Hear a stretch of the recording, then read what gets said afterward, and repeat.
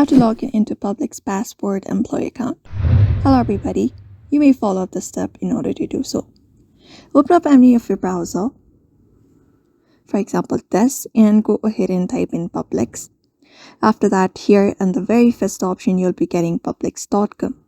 So go ahead and tap on that option. And then once you go ahead and tap on that option, you will be taken to their page. So what you can do is, in order to log in the login page, you should be finding this interface. Now from the given interface, find the login option. Go ahead and locate it up and tap on it. And then once you tap on it, you will be taken to another page where you can enter up your credentials in order to log in. So here in this login page, you need to enter up with the email address and your password. So what you can do is, in this first section, you can go ahead and enter up your email address that you used in order to create an account, and on the second one you need to enter up your password right here.